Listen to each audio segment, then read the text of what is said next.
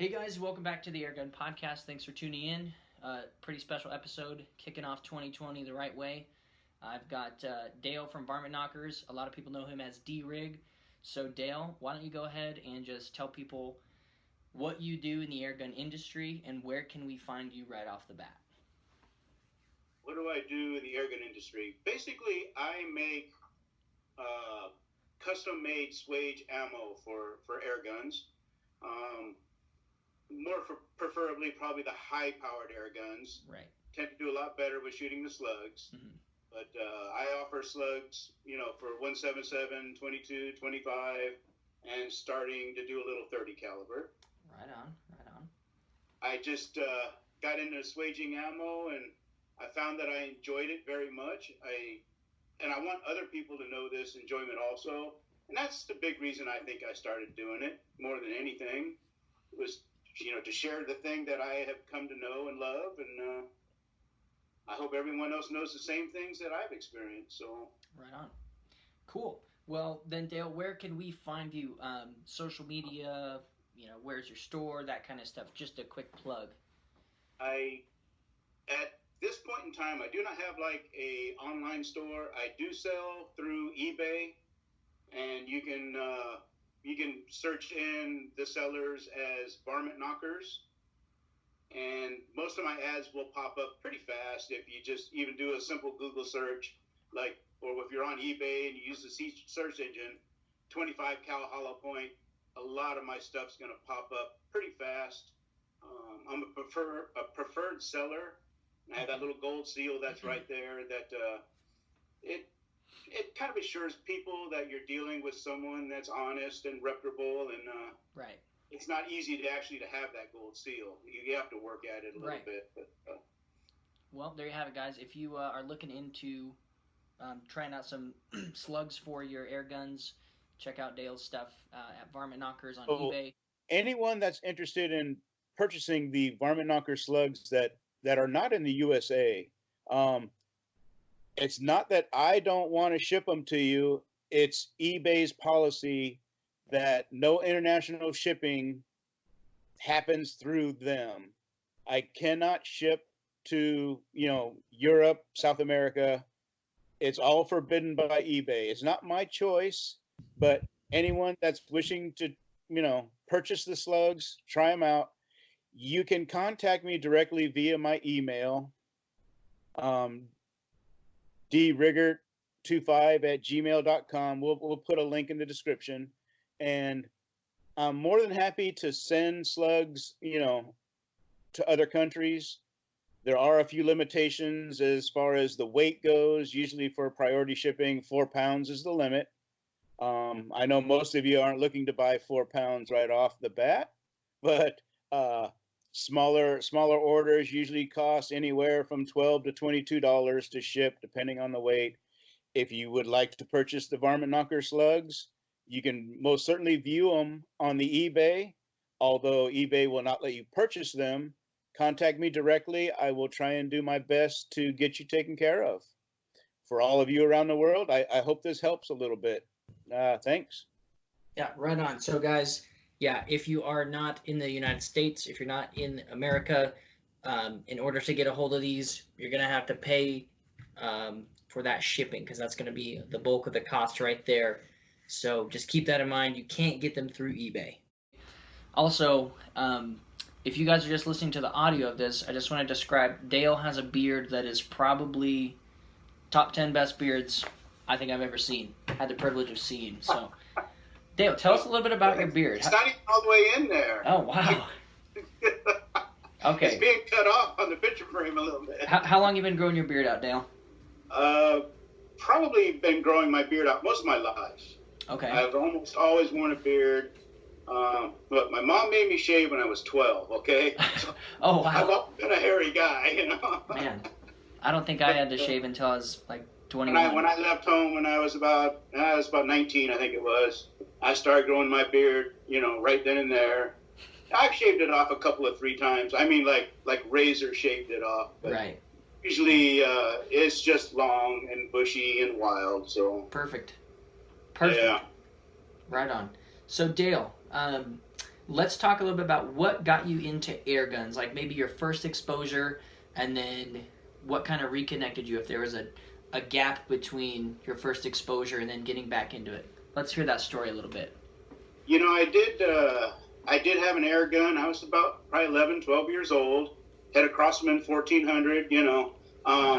Great little gun, you know. And those older ones, you could pump those things up like 20, 30 pumps. Right. And generate a fair amount of power with them. Mm-hmm. I'm just a 12-year-old kid out there, but I spent hours with that gun. But what really got me, let's say, back into air gunning was the passing of my mother.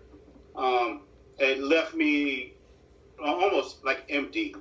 All the things I used to love and enjoy, I didn't really associate with them anymore. And I just started doing a lot of soul searching and tried to think back of when I was happy. And I had to go back to when I was a child with my air gun, and I go, I'm going to buy an air gun, okay? And I bought a good air gun, too. So I bought a Daystate, little 22 cal Regal. Right on. That was 10, 11 years ago. Wow. But been going strong ever since. Very passionate about the air guns. I enjoy them tremendously, so yeah. That's awesome. Yeah, that's pretty crazy too. And we spoke before. I think that there's going to be people out there who can really resonate with that, and people have been through crazy things, and it's funny that something, seemingly as simple as air guns kind of brought the spark of life back into them. And I definitely was there myself, not as severe of a situation, but man, that's a awesome story, and I think people are going to love that. So tell us about your Daystate then. Do you still have the original Daystate you got back in? I still have my first air gun.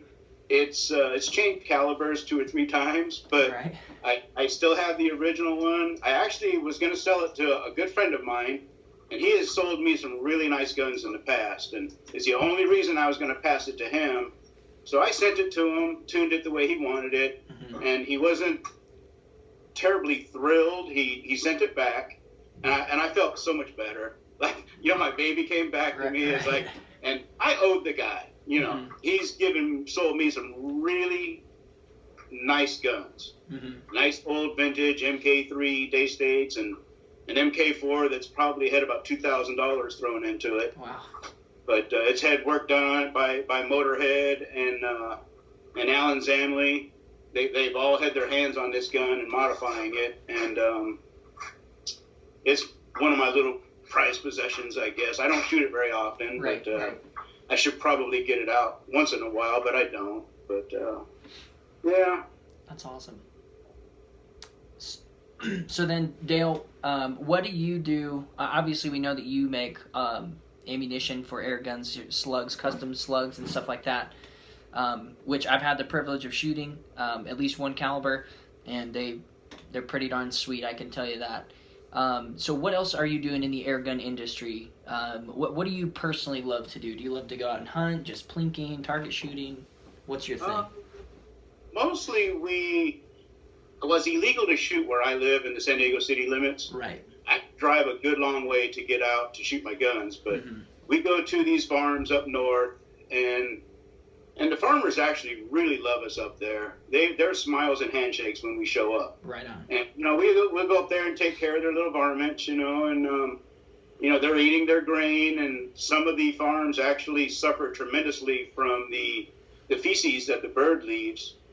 They actually can do so much damage to a point where calves are stillborn. Oh, wow. Calves will have this bacteria in them, and the mothers won't feed them. So the calves end up dying. So some of these farms have big problems, and we go in there and we try and alleviate as much of the problem as we can. I'm not going to get into too much details, but I love going up there and helping those farmers. It's a good deal for us, and it's a good deal for them. They don't have to put out the toxins and the poisons and any other money that needs to go out to take care of their situation.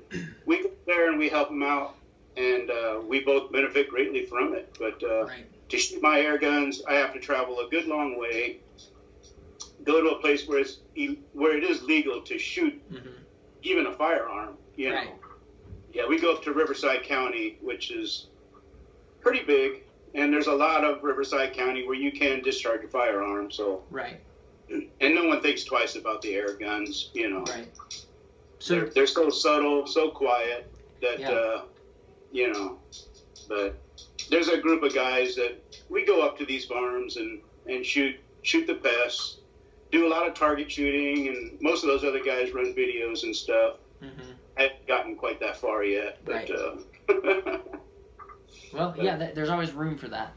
Yeah, there's always room to grow, and you know, I've been meaning to go out and do some filming with like my Hubin air guns. I got several of them, but been working on the ammunition for those things a little bit, and just need to get it on video. You know, kind of show what those guns can really do. For sure. A lot of people complain about the Hubin, and you know, I think it's got a bad rap over the years, but those guns shoot fantastic if you put a little work into them. Yeah, I'd like to try my hand at one of those. I think probably a lot of the airgun community, they've got some guns that they want to get their hands on that they haven't. So then, Dale, tell us a little bit about how did you get into swaging bullets for airguns? How did you get into that, as opposed to some other avenue of airgunning? The swage part of my little hobby actually came about by someone messing up my order. Okay. You know, I ordered 400 rounds, and I won't mention names, okay? I'm not going to down talk them, but it's something like he changed the slug, and it didn't shoot very well. Right. And I was like, now I got 400 rounds that are worthless, and it got to me so much that I go, I can do this. I can make this stuff myself, and you know, and reap the benefits from it, right? Wow. Nick Nielsen from NSA Ammo, he actually got me started. Nick actually is a good friend of mine. I do some shooting with him. Used to shoot a lot with him about 2 years ago.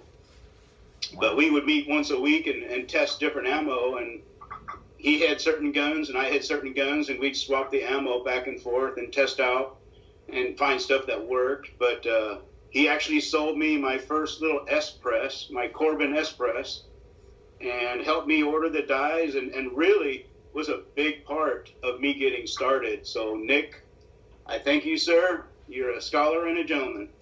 Right on. Maybe we can get Nick on here then and talk about that whole thing. But that's pretty cool. And it's like we talked about before. It seems to be a pretty tightly knit community for the most part, the airgun world, and people seem to generally take care of each other pretty well. I've definitely experienced that myself. But man, yeah. Like a brotherhood, you know? Right, yeah. If someone's got a problem, there'll be somebody there to help you. Oh, for sure. And usually they definitely don't even want anything for it, so... Yeah, that's... quite a few people like that in the airgun industry, you know? Definitely. Really, really good, down-to-home people. Yeah, that's... I have that exact same experience. I haven't met a single guy that I'm like, I could go without you. Everyone's been great, willing to share whatever they have.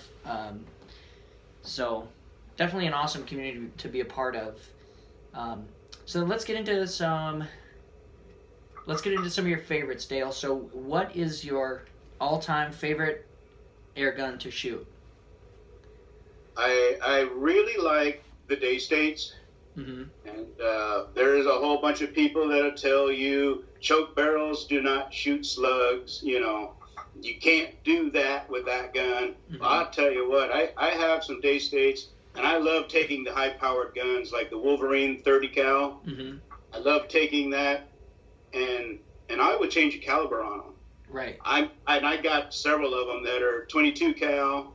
I got one in 223, 25, and I just downsize the caliber on them, and they generate big power. They really do. Okay. Great platform. You pick those things up used. Now everything's getting into the electronics, and Yeah. But the old manual guns from Day State, Everyone complains about the shot count. Well, that's nothing really to complain about. If a gun shoots well, if it shoots good and does what you want it to, I really don't care about shot count. And I can take those old manual day states, and I'll usually take the transfer port, open them up 2 or 3 thousandths, and up the hammer spring. They will shoot like a regulated gun for 15 shots. Wow. Almost better than a regulated gun sometimes. I've seen some really fascinating numbers come out of those old mechanical guns. Right. And, people, like back in the day, I think it was it Swift Engineering or something? That guy was a mastermind on how to tune day-state guns. I have 1 or 2 of his guns, and that he's worked on. They are outrageous. But, guys like Motorhead, I've seen him take like the Wolverine R very recently. The Wolverine R, high-powered, from Daystate. It comes at a 50 foot-pound rating from the factory, and it's pretty weak shooting in my opinion. Okay. He takes and he redoes the hammer and redoes a bunch of different things in there. He gets that gun shooting about 64 foot-pounds, and it gets more shots. What? It gets more shots at 64 foot-pounds than it did at 50 foot-pounds from the factory. So, holy cow. Motorhead, if you have a day state and you want someone to work tune on your gun, I highly recommend that guy. He's good with those guns. Yeah. Wow, that's crazy. And that's good. That's good energy too. I mean, that's some serious shooting. It's starting to get up there where you can shoot a pretty heavy projectile if you choose to. Right. Or you shoot the lighter projectile and get the shot count out of it. Right. Man, that's awesome. Probably one of the first really strong shooting day states was the old Air Ranger 80, and I have one of those guns, and it generates well over 100 foot-pounds. Holy smokes! It shoots 1,040 to 1,060 feet per second, with a 40 grain, and it generates a lot of power. It don't get no shots. But, Well, hey, like you said, if it does what you need it to do, shot count doesn't matter. One good shot, that's all that's all it takes. Man. Right on. So then, where do you want to see the airgun industry going yourself? Obviously, we've seen quite a bit of advancement in the slug arena here lately. Just at the end of 2019, pretty much, I feel like things really kind of just popped off for slugs and airguns. So where are you wanting to see the industry go, even if it's not in that direction or that realm? I don't think we've seen where the slug shooting is going to end up. I think it's still evolving very much. Okay. FX has done a lot. I don't know that it's 100% the right direction to go, but the new Raptor that just came out, that gun, I believe, is going to be phenomenal. The barrels that he's putting in there in his guns are the right stuff. Okay. And I'm chomping at the bit for my friend to get his 30 cal. He went straight for the 30 cal and didn't mess around. And that gun is tuned to shoot like the NSA 66 grain. And the barrel, the TJ barrel with a 1 in 26 twist. People are going to find out what that barrel is about. That is one of the best shooting barrels on the market, probably. Wow. And I'm just not saying that. I do firmly believe this. That barrel does something that most barrels don't. It will shoot a pellet very good. So if you want to shoot 100-yard bench rest or something, that barrel is a good choice. Wow. And it shoots a slug really well. It really does like the like the slug that I make at 62 grains. It shoots 3/4 inch groups at 100 yards all day. Holy smokes. With this barrel. Very consistent. I'm hearing the same thing from NSA's ammo. That barrel is going to be something else, and people are going to know about it here pretty quick. Another month or so, they're just getting those guns out into people's hands right now. So, yeah. Wow. That J-Star Raptor is going to be a gun to watch. Okay, yeah, guys, keep your eyes out for that. If you haven't heard of the Jefferson State air rifles, that's definitely something to keep an eye on for sure. which then leads us onto the topic of barrels. In order to make slugs, you got to know barrels pretty well, which obviously you do. So then let's talk a little bit about when people say slugs don't shoot well. What would be your response to that? Slugs don't shoot well for maybe one of two reasons. Mostly, they're not sized correctly for the barrel. Some of the best shooting slug guns I know of are choked barrels. Now, I do believe in taking a little bit of the choke out of these barrels. Mm-hmm. You know, maybe half of it. You know, if you got a 1,000th choke or something in there, you know, take 30 or 50% of it out, maybe. Right. You know, if the gun doesn't shoot right, then, you know, take a little bit of a drastic measure, do the fire lapping, or in my case, I took one of the 25 cal Hubans that I believe the choke is way too much for that gun. Mm-hmm. And it doesn't shoot pellets super well. The slugs kind of suffer a little bit, but right. I took their barrel and took about 5 millimeters off the end of it and recrowned it, and it is an entirely different gun. I mean, the short distance corkscrewing went away. Mm-hmm. You know, when you're shooting a slug, it's a very common problem, is that the slugs want to corkscrew, and they usually do that on out to 70 yards. Wow. Then they'll start coming together and they'll start chewing up and the corkscrew will go away. And the Huben was just really bad about it. And I cut my barrel down and recrowned it and started shooting it, and then found like it liked more power, and it no longer does that anymore. It shoots really well at 50 and it shoots really well at 200.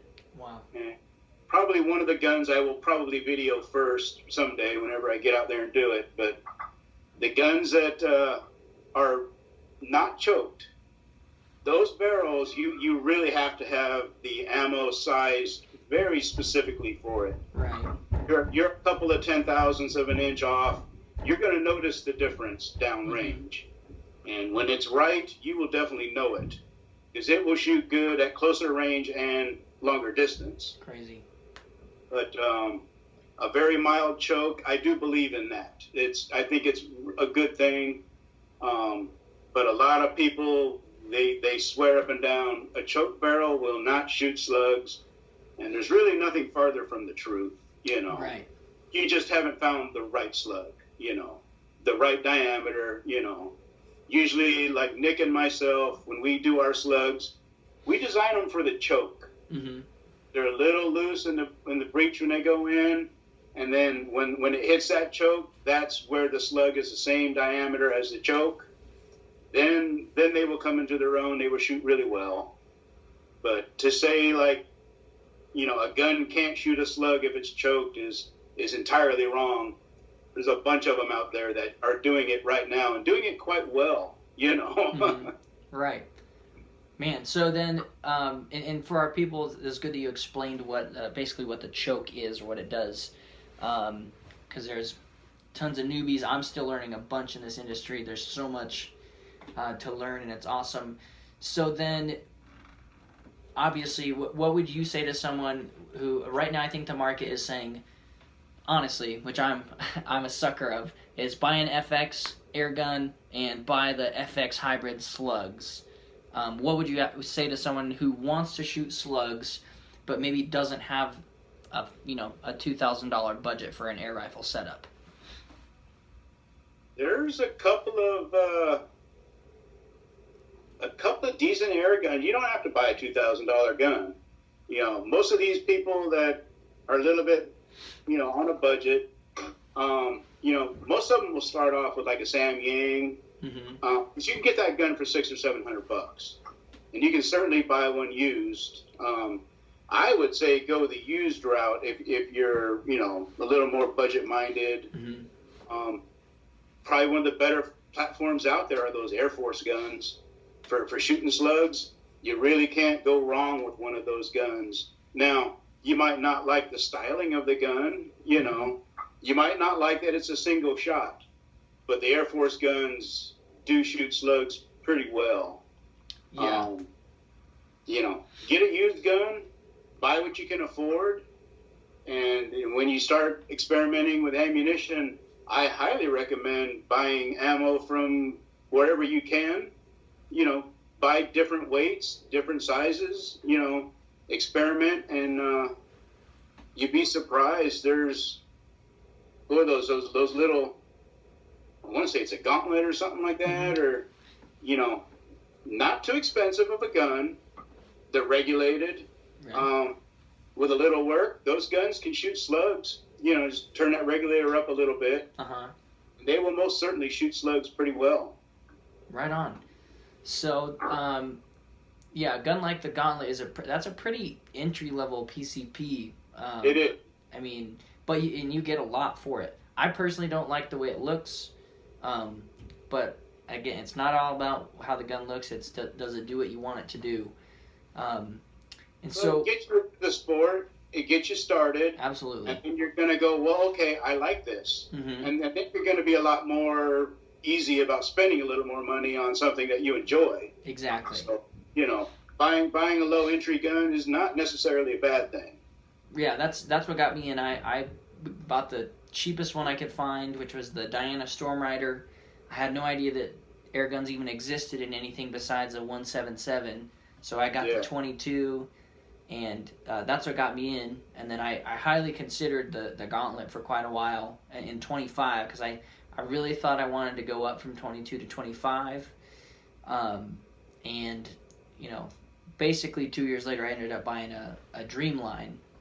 And because of how modular that gun is, which again is pretty new technology for the airgun world, that I think is going to change the way some things are done for the future of airgunning, making them more modular and interchangeable parts, which Crossman has done for a long time.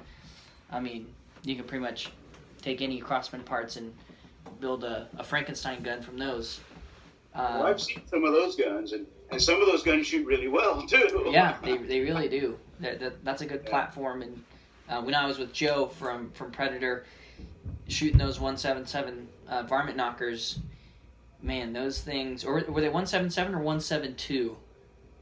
Joe shoots a 177. Okay, because, yeah, he's got a Frankenstein Crossman. I think it's a Marauder, technically. But that thing was slinging those slugs. And I was telling people the energy that he was getting, which is about somewhere between 50 and 60 foot-pounds of energy with those 177 slugs, which is nuts for that caliber. So you're talking a 177 slug that's producing that type of energy. That's pretty huge. Yeah, that's wild. I was blown away. And he's got a couple of those guns like that are 60 foot-pounds, and I think he hasn't even turned them up all the way yet. No, he hasn't. Because he's telling me, I can get more out of it. I'm like... Yeah, he's got the Disco, and then he has that other Marauder platform, I think. Yeah. And both of them make big power, yeah. They really do. And that's another thing, too, that I feel like you could speak on, because I'm sure you get questions all the time from people like, what slug should I get? This is my gun. What slug should I get? Or... people trying to figure out because they want to start getting into slugs.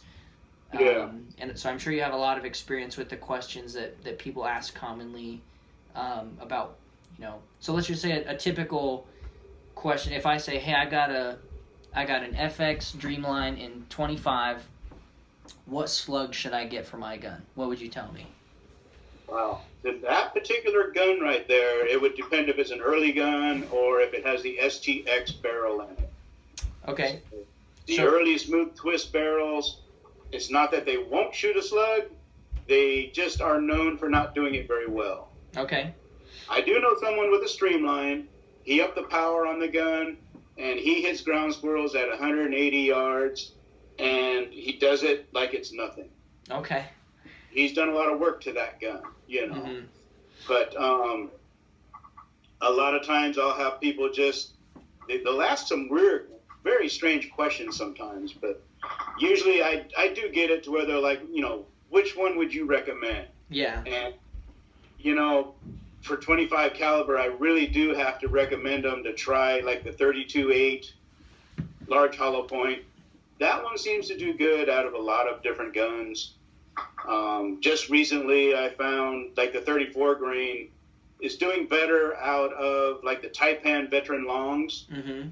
A guy sent me a picture of a 50-yard group, and it is literally like one hole for 10 shots. Okay. Wow. And I told him, that's probably the best group I've ever seen, you know. Yeah. A gentleman I was talking with the last couple of days, he's been tuning up the FX impacts, and he's running my 34 grain at 980.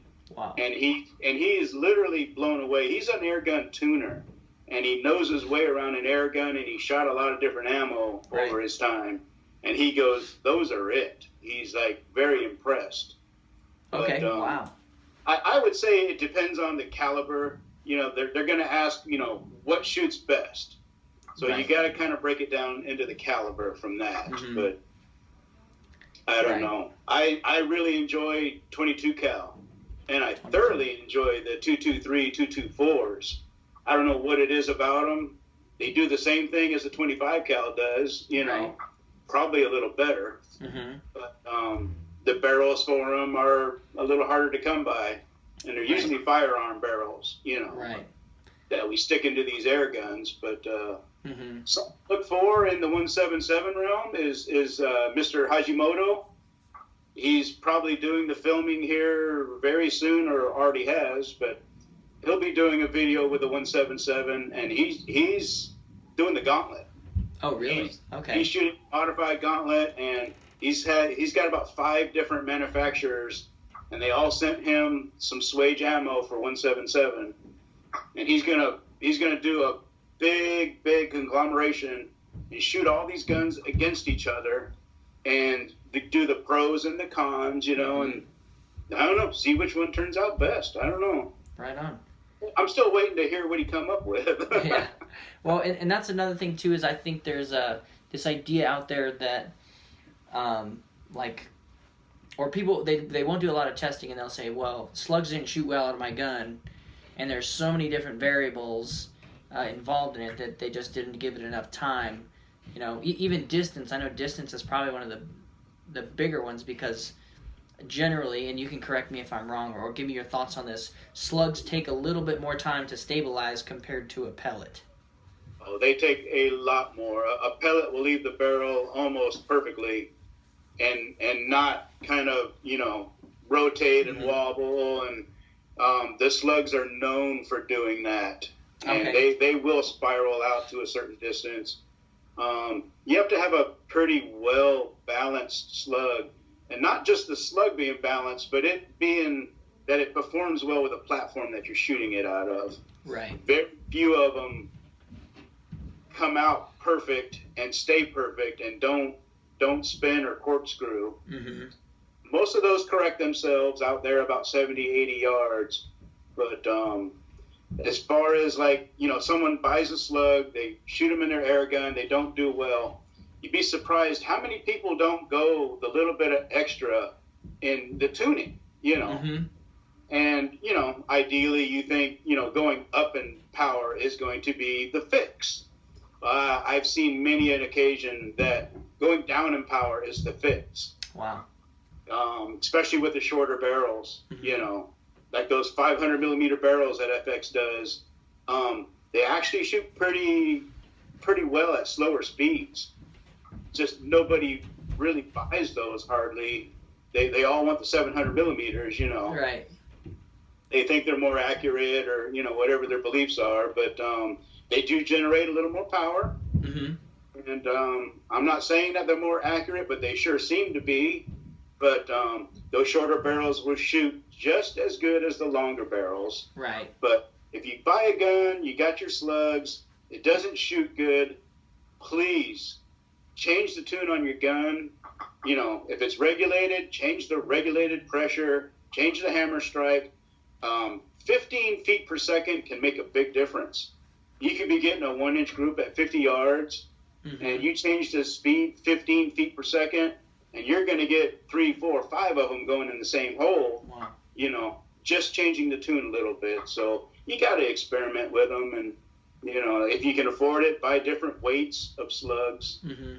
Instead of changing the tune, you can change it by the harmonic. When you shoot the gun, the harmonic shockwave that goes down the barrel, a heavier slug will change that. So right. You're looking for that slug to come out the end of the barrel as soon as the barrel is dead centered and it's not doing the shockwave. Right. You want the slug to exit when the barrel is perfectly centered, and that slug will shoot good.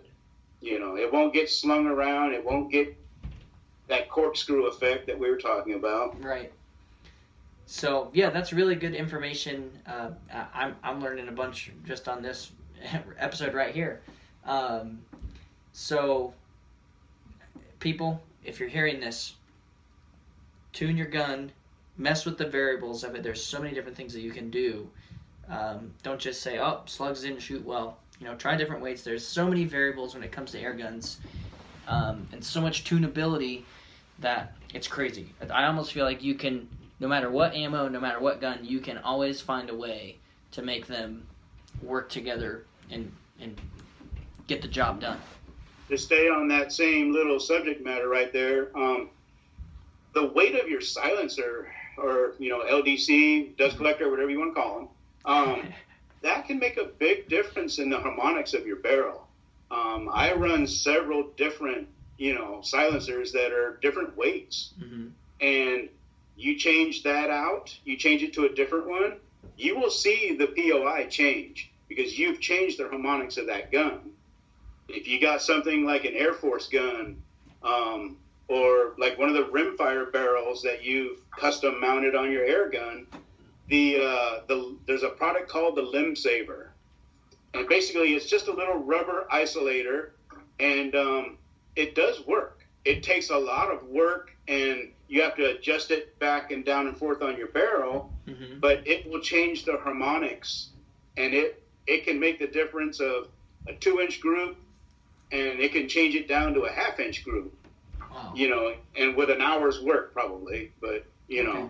I have one gun that did quite well with one of those harmonic balancers, and the Limb Savers, they're cheap. They're $10, get them off of Amazon for $10-12, and it can cure your problem if you're having accuracy issues, but you got to have a bull barrel. You have to have something like, the Air Force platform. Yeah. It's got that raw barrel sticking out the end of it. Right. Yeah. So, changing the silencers is a big deal. I personally like to run a silencer that's 1 caliber over when I'm shooting slugs.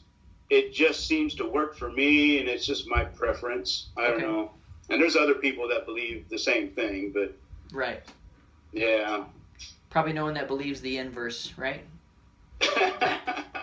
Yeah, the other way around doesn't work. Okay. I've actually done that by mistake, where I had the wrong internals, and it blew the inside of that thing inside out, and I lost half of it. But So Dale, what would be your probably top 3 misconceptions when it comes to slugs that you hear people giving? I would think the biggest misconception about slugs would be the choke barrel aspect. Right.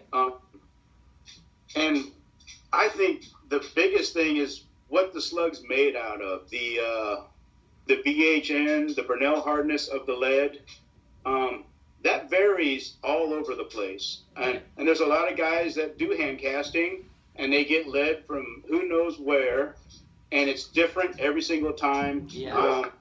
Most of your bullet manufacturers, they always order from the same facility, and it usually comes with a little certificate saying that it's 99.99% pure, or it has some other ratio of material in it. But I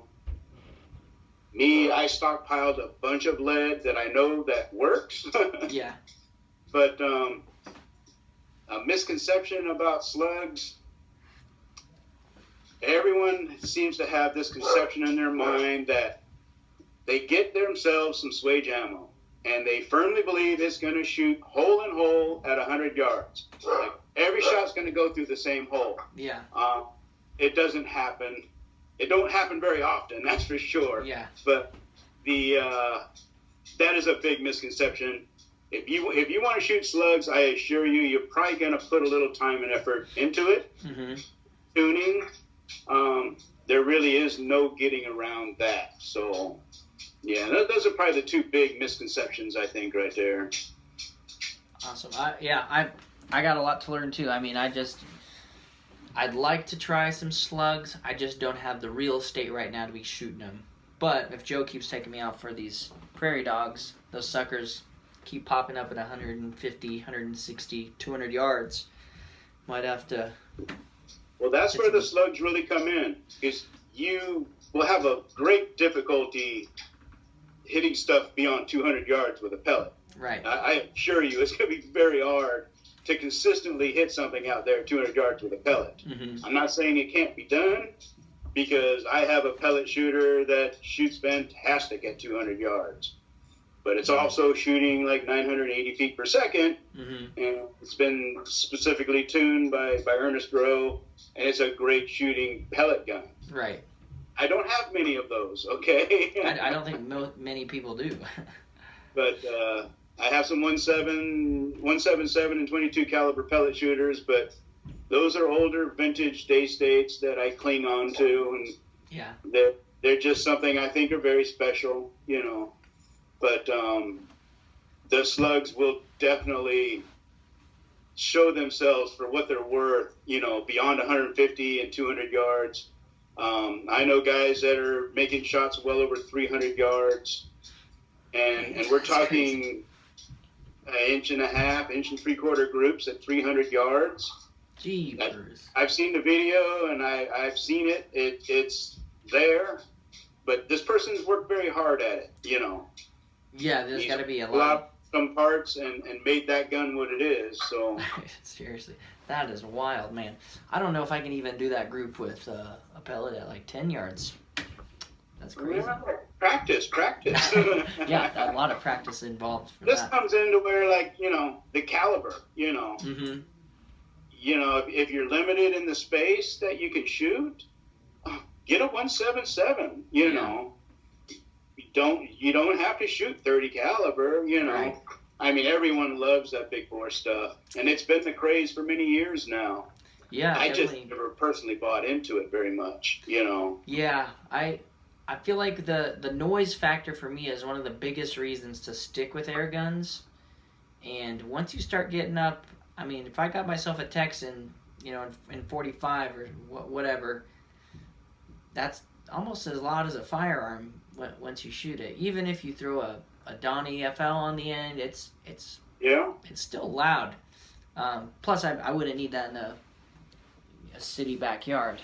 But at least, well, my neighbors wouldn't like me. But yeah. So what's your favorite caliber to make? Is there an easier one? Is it generally the exact same process, or? It's pretty much the same process. I find that the smaller rounds and the larger ones seem to be more time consuming, mm-hmm. Especially the small rounds. Like I make a 17 cal, a 172 diameter. Uh-huh. I make the 177, and those little things are hard to get a hold of, sort of, you know. Yeah. The hollow point pins that are used in the swaging process, they're case hardened. And they're very brittle. It's fine when you're plucking them off directly straight up. Right. But when you wobble that little slug to try and break it loose, it'll snap those hollow point pins on you. Oh, man. So for the 177 and the big ones, I think those are more difficult for me to make. I haven't made a whole lot of the 30 calibers, but with my little S-Press, the 30 caliber is pretty difficult. Right. I've worked construction my whole life, you know, framed houses, large custom homes for many, many years. I'm no weakling. Right. And that little S-Press puts a little hurting on me when I'm making those 30 cal rounds. It's pretty hard to press on that thing. It's work. Okay. Crazy. Man. The smaller slugs are... You just got to be a little more careful with them, a little more finesse, you know. So I think the 22, the 25 caliber is probably the easiest to make. They're a little more forgiving. I can make those maybe not twice as fast, but considerably faster than the 177s. Right. So what advice would you give to someone who wants to get into the making of their own slugs? Wow. For me, I would say to hand cast first, okay. Especially if you're trying to make a slug for a certain platform. Mm-hmm. You know, if you don't know how to slug your barrel and measure it correctly, and then you have to order the die the right size, because once you order a die, you really can't change it, you know. Yeah. And those swage dies are not cheap by any means, you know. One die can set you back, you know, $750. And if you want any extras on it, that's where, if you want an extra hollow point pin or a different base, you know, every base punch is $125. Holy smokes. So if you're going to think you're just going to go in there and order up, you know, a swage die or something, I would do your homework. I would ask questions. I would get as much knowledge as I could before you try that. And there's quite a few people that have been doing this, and they're kind of wondering why their slugs don't shoot very good. There are others that have had success, and there's a guy I see online all the time. He keeps posting pictures of his slugs that he makes, and they're good-looking groups, by the way. You know, right. But he'll keep showing them and showing them and showing them, and you know, but he's proud of what he's done, probably, because it's not an easy feat. You know, you've accomplished something to have something that you've made, and he's making these himself. He's making his own dies, you know, doing his own machining. You know, there's not too many people that make that stuff, really, you know, as far as a swage die. So, how long have you been at this then, Dale? Shooting air guns, probably 11, 12 years. Shooting air guns with slugs, probably about 8 or 9 years. Wow. And then the swaging I've been doing for about 3 years now. Okay. Like making them and shooting my own stuff, I've been doing it for about 3 years. Wow, right on.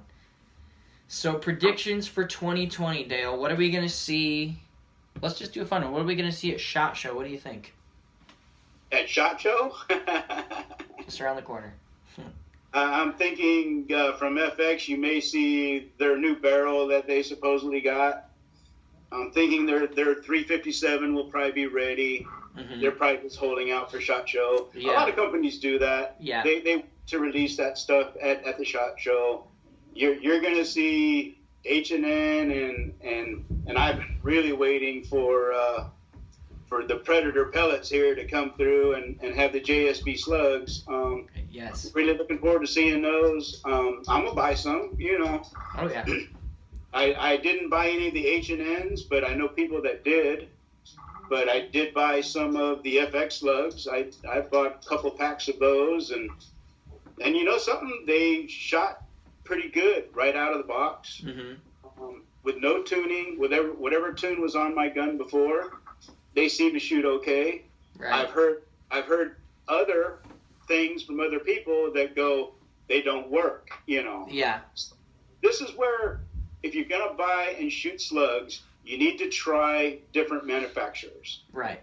You know, I'm not saying like buy from me. You know, I make the best. I don't probably make the best ammo. I know my stuff shoots really well from certain platforms, and I know others people's, you know, swage ammo shoots better than mine out of certain platforms. Right. So it's all about that sizing of the choke and the size of the barrel. You're going to shoot slugs, try different manufacturers. That's the only way to find what's going to work in your gun. Right. Yeah, that's, I think, an overwhelming lesson that I have learned in this industry, just being in it, you know, for 4 years, and really just getting into it the last 2, is that just because you have a certain gun and you saw a certain guy on YouTube shooting that gun and that ammo, doesn't mean it's going to shoot well out of yours either. So, like Dale's saying, guys, get your get your ammo right, get your platform right, figure out what shoots well from what gun you are shooting from, because it's not going to be the same, you know. Who knows? My dream line could be shooting the FX hybrids like trash. Even if I tune it up and fix all these different things, all these different variables, they could just shoot bad. Who knows? So I got to find that right ammo. Maybe the H&Ns will shoot well. We'll see. You did hit on a good point right there where, you know, I've gotten so many correspondences where people have seen like videos from that Bobo, you know. Yeah. He shoots a lot of my ammo, most of it in .22 caliber. And oh, that's my brother. He got home from work. But I wonder if he can see me anyways. but the same gun shooting the same ammo, you have two different guns. One's going to shoot a little differently. Right. I can promise you that. Mm-hmm. But with tuning, hopefully you can get it to come around. But I get people contacting me all the time, and they're like, Bob's gun shoots this so well, why doesn't mine? Mm-hmm. You know? And mostly it's that 24 grain and .22 caliber, and the people with the crowns. Right. For whatever reason, those seem to be a little more finicky. I don't know why, but most of those crowns do a lot better with a hammer weight. They don't come like that. You have to buy those separately. Right. And then you have to run your reg up like at least 150 bar. Even on the impacts, you know, the crowns, I highly recommend running your regulators up about 150 bar. That's a good starting point right there, and then work with your tune from that point. Okay. Every gun's a little different. Right. And again, that's why I do recommend try different manufacturers of ammo. I mean, I'm not trying to put myself out of a job here, but right. It's true.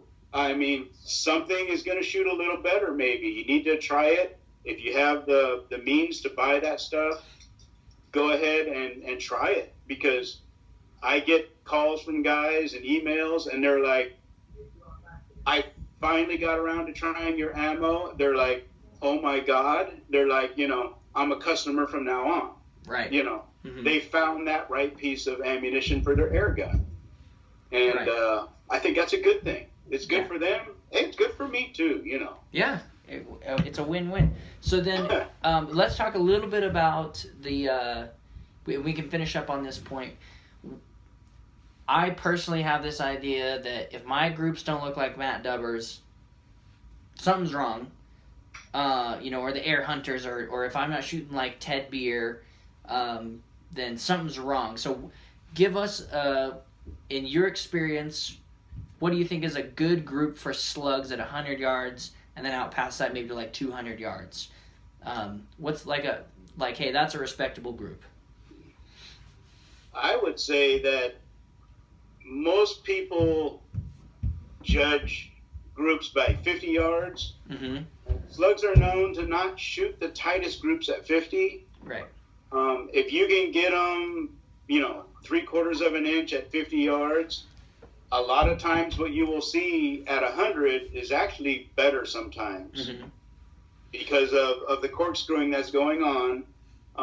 Sometimes the groups at farther distances are better. So you can't just shoot a slug at close range and go, oh, it doesn't work. You know, take the time, shoot it at 100. And for me, I kind of judge 1.5 inches at 100 yards is something that I would hunt with. Right. I'm not saying it's perfect. I do have many rounds that I shoot myself at 100 yards, and I can get 3 or 4 of them in the same hole. Wow. I never can seem to get 5, but that's my limitation as a shooter. I know plenty of people that put, you know, some MOA groups together. Wow. The time, mm-hmm. you know, and most of the slugs that I do sell, I have tested them to that point, and I actually evaluate my slugs at 200 yards. Most of the stuff that I sell, I shoot out to 200, and if I don't see a 3-inch group or less at 200 yards, I got more work to do. Wow. But I know Nick he won't sell a piece of ammo unless he sees it shoot a pretty good cluster at 100 yards. Wow. Nick actually starts at 100, and then he will come back to 50, and if it shoots good at 100, okay. Right. He goes to 50 yards, and if it doesn't do the same thing, he's like, back to the drawing board. We need to change the weight. We need to change something. Yeah. So I usually start at 50 and then shoot on out. Mm-hmm. But if a slug, you show someone a group at 50 yards, they go, well, what about 100? Every time. Yeah. It never fails. They're like, okay, shoots good. What about 100? Yeah. Okay, so I personally am not that good of a shot. I shake a little bit. I don't shoot that good long range. Right. And I know it, and I know it's me. It's not the ammo. It's not the gun. It's pretty much me, But once in a while, I'll put together something that looks pretty good, and I can be proud for a moment, right? Right. Yeah, you and me both. So, I mean, if it shoots sub 1 inch at 100, you really can't ask for much more than that. Yeah, seriously. And like the 62 grain 30 cal that I sell, it literally will shoot 3/4 inch groups all day long, at 100 yards. Man. But in 22 caliber, I have stuff that I have been told by other people that 5 shots went through the same hole. There's a gentleman up in Canada that I worked with for like 2 months straight, trying to get his gun to shoot good and trying to find ammo that works in his gun. Well, we finally found it, and he was finally happy, but it took a lot of work to do it, so Right. Don't ever give up. Don't ever give up on the slugs. Keep trying them. Keep trying to find what works. You'll find something eventually. Yeah. Right on. Hey, I think that's a good place to end. That is, keep looking for that right ammo, find the right gun, and you don't have to spend $1 million for your setup. Dale, is there anything else you wanted to cover before we close things out here? If you're looking to try slugs, I like I said before, I highly recommend trying a variety. Don't buy like just one weight. Most of the slug manufacturers will make you a custom pack where they'll do like 25 slugs and give you 4 different slugs. Or they'll do a 50-50 mix. All you need to do is ask. Most of these people that make the slugs are more than happy to try and accommodate that. And you'd be surprised how many people don't ask. But I would recommend that if you're going to buy slugs from somebody for the first time, ask for a sample pack. Right. I'm sure they'd be more than happy to put that together for you. But cool. I would say if you're following somebody else and expecting your gun to do the same thing, not necessarily, the best road to go down is a starting place. But once again, you need to really tune your gun. Tune your gun to the ammunition that you're shooting, and small changes make a big difference. And they show up downrange on your target, that's for sure. Excellent. Well, Dale, I think that was a great episode. I learned a lot for sure with all that. Probably heard a couple of things you never heard before. Yeah, this is why I love this. I love learning and then sharing it with people. So I hope, and I guarantee a lot of people are going to learn and have a lot to chew on as well with this. So Dale, thank you for your time. Thanks for coming on here and taking a night off to talk with a guy like me. Well, Tay, I thank you for having me. It's been a real pleasure, and talking with a like-minded person with the AIRGUNS, you can be surprised how much time can go by. You're chatting on the phone, or like the other day when we were chatting. I mean, a lot of time went by. We didn't cover like that much. Yeah. We just that was a good talk. Conversation. I enjoy it. Unfortunately, I spend probably more time on the phone than I do working sometimes. You know? Hey, well, you do what you got to do. Well, Dale, like I said, thank you again. This is going to be an awesome episode, kicking off 2020 the right way. And I think this will probably be one of our more popular episodes for sure. Thanks so much for listening to this episode of the Airgun Podcast. I hope you guys really enjoyed this one, and Dale was an amazing guest, and his beard is absolutely out of this world amazing. If you guys want to check out his Varmint Knockers Slugs, then just click the link in the description, and it will go straight to his eBay page. If you need to get a hold of him because you're overseas, then get a hold of him with the email address that is also in the description. And I hope that you're following along on Instagram and Twitter.